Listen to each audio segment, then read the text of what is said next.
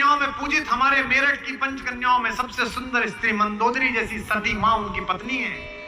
लेकिन उसके बाद भी जंगल में घूमते हुए एक तपस्वी की वल्कल पहने हुए युवती को अपनी रानी बनाना चाहता है।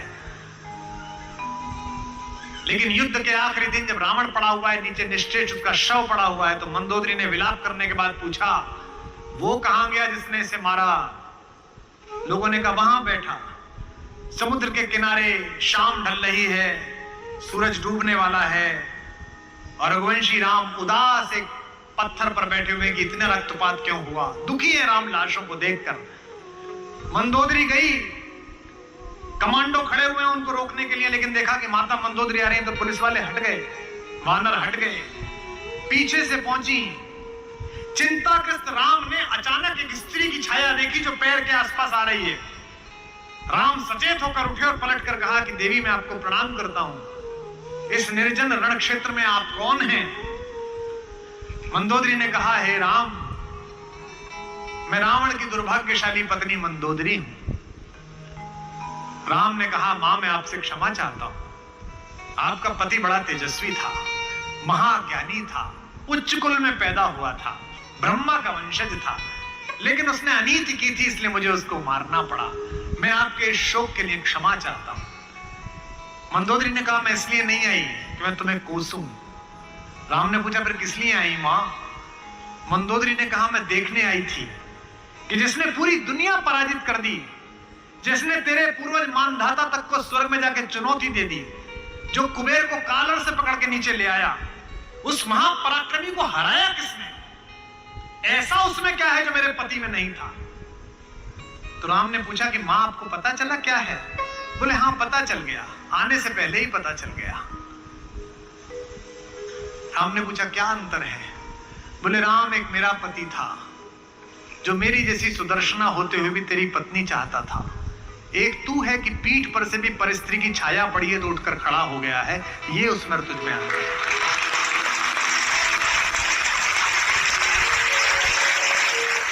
लोग भी कैसे कैसे, भाई छोड़िए, पत्नी छोड़िए, पिता छोड़िए, माता छोड़िए, शत्रु भी कैसा भाई। इस कहानी का तो विलेन भी कितना खूबसूरत है, कितना कमाल का विलेन है। उत्तम कुल पुलस्त मुनि नाती, पुलस्त का नाती है भगवान शंकर का अनन्य भक्त, दशग्रीव, 10 सिर नहीं है उसके, ये सम्मित है, ये जो रामलीला में लगा देते हैं। 10 दिमागों के बराबर का IQ है, जिसके ऊपर 10 सिरों की कृपा चलती हो, 10 काम एक साथ करता हो, 10 तरह से सोचता हो, उसका नाम दशानन है, 10 सिर वाला है। 9 ग्रह उसके चरणों में लेटे हुए हैं, शनि के ऊपर तो पैर रखे बैठा है, फिर भी राम से हार गया। क्यों हार गया? कारण बताता हूं। राम इच्छाओं से मुक्त हैं और रावण इच्छाओं के पाश में बना हुआ है।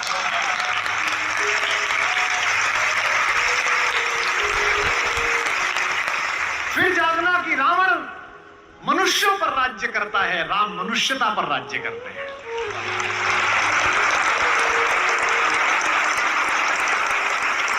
आपको पता है कि जब भगवान ने युद्ध शुरू किया तो पूजा की, राम ने कहा जामवंत से, जामवंत सबसे सीनियर हैं, वो भी ब्रह्मा जी के पोते हैं, रावण के दादाजी के दोस्त हैं, पुलस्त मुनि के नाना के।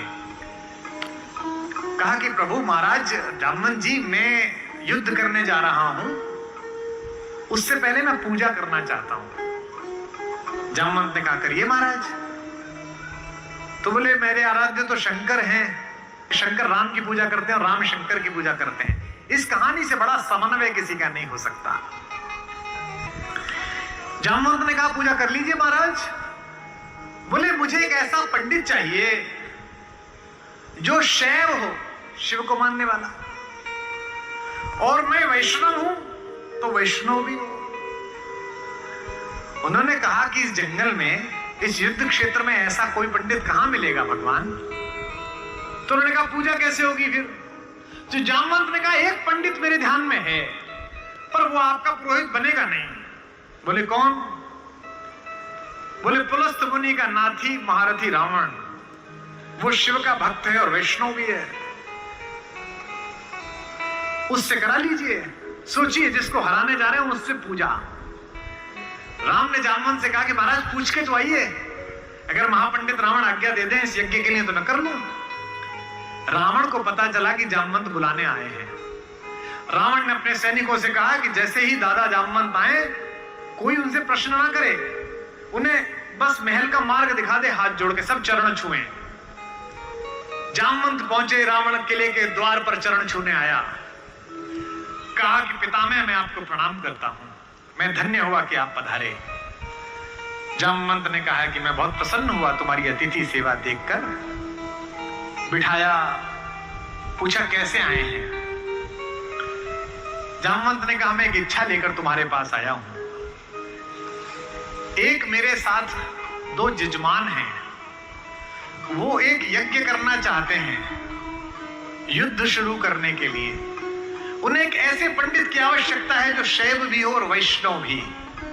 तुमसे अधिक गुणी व्यक्ति तो पृथ्वी पर नहीं है, क्या उनका पुरोहित बन सकोगे? क्या पूछा रावण ने पहला, क्या करैक्टर है, वाह। रावण ने कहा जहां तक मुझे सूचना है आपके दोनों यजमान अयोध्या के निर्वासित राजकुमार राम और लक्ष्मण तो नहीं है?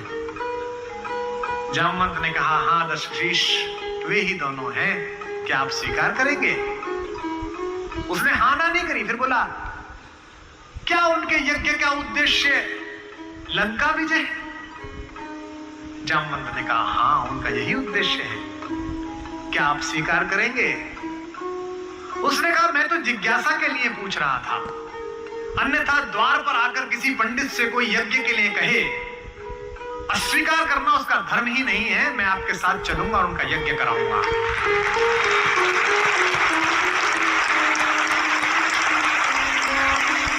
जामवंत ने कहा कि क्या मुहूर्त निकला?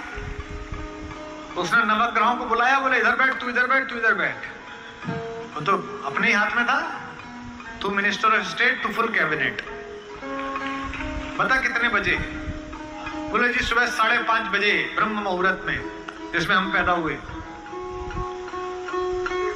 तो उसने कहा ठीक है 5:30 बजे का मुहूर्त निकला, मैं 5 बजे आ जाऊंगा।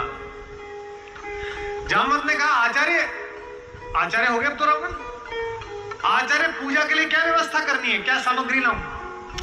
उसने कहा आपके यजमान, मेरे यजमान जंगल में हैं, अगर यजमान के पास पूजन सामग्री ना हो तो पंडित का धर्म बनता है कि वो पूजन सामग्री लेके आए, तो मैं लेके आऊंगा। उसने अपने पुत्र मेघनाथ को जगाया, इंद्रजीत को, और कहा बेटा अशोक वाटिका जाओ, अशोक वाटिका जाओ और सीता से कहो मैं उसे मिलना चाहता हूं, एक विशेष प्रयोजन है। थोड़ी देर बाद खुद पहुंचा और कहा सीते तुम्हारा पति राम लंका विजय का यज्ञ कर रहा है, उसके पास पुरोहित नहीं है, कल सुबह मैं उसका पुरोहित बनूंगा। लेकिन एक विवाहित व्यक्ति की पूजा अधूरी है अगर उसकी पत्नी उसके पार्श्व में ना बैठे। क्योंकि तुम उसकी पत्नी हो तो सुबह ये इंद्रजीत रथ लेकर आएगा, तुम स्नान करके नया वस्त्र पहनकर इस रथ में बैठ जाना, क्योंकि मेरे यजमान की पूजा पूर्ण होनी चाहिए, मैं पूर्ण पूजा का पुरोहित नहीं हूं। और कहा कि तुम्हारी लंका से मुक्ति केवल पूजा तक की है, पूजा होते ही उठना और इसी रथ में वापस बैठकर अशोक वाटिका में आ जाना। क्या तो सीता, क्या राम और क्या रावण, क्या कहानी है ये। तो यही हुआ, शिवलिंग की स्थापना हुई, बालुका की मृत्यु से एक विग्रह बनाया राम ने अपने ओजस्वी हाथों से। राम आजानुबाहु हैं, घुटने तक हाथ आते हैं उनके, ये पुरुषोत्तम का लक्षण है। महाराणा कुंभा वे भी आजानुबाहु थे। कभी कुंभलगढ़ के किले में जाइए, 3 फीट का शिवलिंग है, नीचे बैठ के अपने ही हाथ से लोटे से रुद्राभिषेक करते थे बिना उठे। वे भी सूर्यवंशी थे, राम आजानुबाहु थे, उन्होंने अपने बड़े बड़े हाथों से शिवलिंग तैयार करा। धोती पहने हुए, तिलक लगाए हुए तेजस्वी रावण पहुंचा। राम और लक्ष्मण ने आसन से खड़े होकर अपने पुरोहित को प्रणाम करा। आचार्य, मैं दशरथ का पुत्र राम अपने छोटे भाई लक्ष्मण के साथ आपको प्रणाम करता हूं। दोनों ने पैर छुए रावण के और कहा कि आचार्य आसन ग्रहण करिए। आचार्य ने पूजन प्रारंभ किया। ओम गणपति गंगावाय। अब ये की पत्नी कहां से आए? आचार्य ने पूछा राम से। मेरे यजमान विवाहित है? राम ने कहा हाँ आचार्य मैं विवाहित हूं। अपनी धर्म पत्नी से कहिए कि वो आपके पार्श्व में आकर बैठे। राम ने कहा आचार्य मेरी धर्म पत्नी मेरे साथ नहीं है। तो जामवंत ने कहा आचार्य पूजा कैसे होगी? बोले पितामह मैंने आपसे कहा था कि किसी यजमान के पास अगर सामग्री किसी भी तरह की पूरी ना हो, कोई व्यवस्था पूरी ना हो, तो आचार्य का धर्म है कि वो पूरी व्यवस्था बना के लाए। बेटा इंद्रजीत, यजमान की पत्नी को उनके पार्श्व में स्थापित करो। अपहरण गई हुई मां हमारी जगत जननी भारतेश्वरी पार्श्व में बैठी।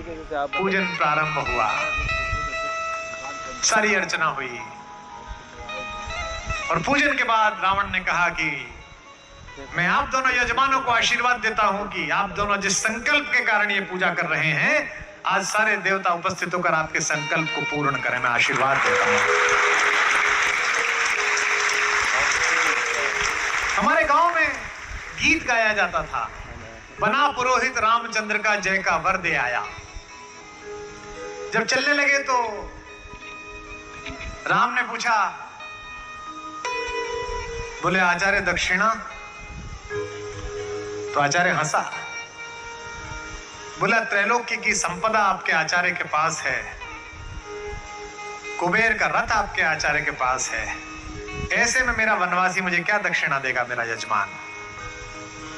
तो राम ने कहा कि मैं रघुवंशी हूं, दक्षिणा के बिना पूजा कराना मेरे लिए निष्फल हो जाएगा, आप दक्षिणा तो मांगिए। तो रावण ने कहा कि मैं आपसे समय पर दक्षिणा मांग लूंगा।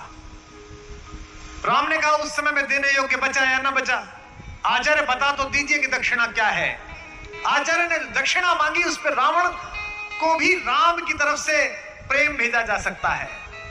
आचार्य ने कहा मेरी दक्षिणा यही है कि आचार्य का जब अंतिम समय आए तब दोनों यजमान मेरे सामने उपस्थित रहें। Big movies, back to back. मेरी दक्षिणा यही है कि आचार्य का जब अंतिम समय आए तब दोनों यजमान मेरे सामने उपस्थित रहें। एक अंतर समझ लेना राम और रावण में। आप ढूंढना आपके अंदर रावण है कि राम है। राम के पास जो है वो पर्याप्त है और रावण को जो प्राप्त है वो पर्याप्त नहीं है। रावण के पास पंचकन्याओं में पूजित हमारे मेरठ की पंचकन्याओं में सबसे सुंदर स्त्री मंदोदरी जैसी सती मां उनकी पत्नी है, लेकिन उसके बाद भी जंगल में घूमते हुए एक तपस्वी की वलकल पहने हुए युवती को अपनी रानी बनाना चाहता है। लेकिन युद्ध के आखिरी दिन जब रावण पड़ा हुआ है नीचे निश्चेष्ट, उसका शव पड़ा हुआ है, तो मंदोदरी ने विलाप करने के बाद पूछा वो कहां गया जिसने इसे मारा? लोगों ने कहा वहां बैठा। समुद्र के किनारे शाम ढल रही है, सूरज डूबने वाला है और रघुवंशी राम उदास एक पत्थर पर बैठे हुए कि इतना रक्तपात क्यों हुआ। दुखी है राम लाशों को देखकर।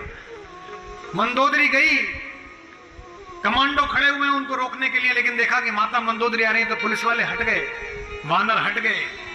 पीछे से पहुंची, चिंताग्रस्त राम ने अचानक एक स्त्री की छाया देखी जो पैर के आसपास आ रही है। राम सचेत होकर उठे और पलटकर कहा कि देवी मैं आपको प्रणाम करता हूं, इस निर्जन रण क्षेत्र में आप कौन हैं? मंदोदरी ने कहा हे राम, मैं रावण की दुर्भाग्यशाली पत्नी मंदोदरी हूं। राम ने कहा मां मैं आपसे क्षमा चाहता हूं, आपका पति बड़ा तेजस्वी था, महाज्ञानी था, उच्च कुल में पैदा हुआ था, ब्रह्मा का वंशज था, लेकिन उसने अनीति की थी इसलिए मुझे उसको मारना पड़ा। मैं आपके इस शोक के लिए क्षमा चाहता हूं। मंदोदरी ने कहा मैं इसलिए नहीं आई कि मैं तुम्हें कोसूं। राम ने पूछा फिर किस लिए आई मां? मंदोदरी ने कहा, मैं देखने आई थी कि जिसने पूरी दुनिया पराजित कर दी, जिसने तेरे पूर्वज मानधाता तक को स्वर्ग में जाके चुनौती दे दी, जो कुबेर को कालर से पकड़ के नीचे ले आया, उस महापराक्रमी को हराया किसने? ऐसा उसमें क्या है जो मेरे पति में नहीं था? तो राम ने पूछा कि मां आपको पता चला क्या है? बोले हां पता चल गया, आने से पहले ही पता चल गया। राम ने पूछा क्या अंतर है? बोले राम, एक मेरा पति था जो मेरी जैसी सुदर्शना होते हुए भी तेरी पत्नी चाहता था, एक तू है कि पीठ पर से भी परिस्त्री की छाया पड़ी है तो उठकर खड़ा हो गया है, ये उसमें तुझ में अंतर है।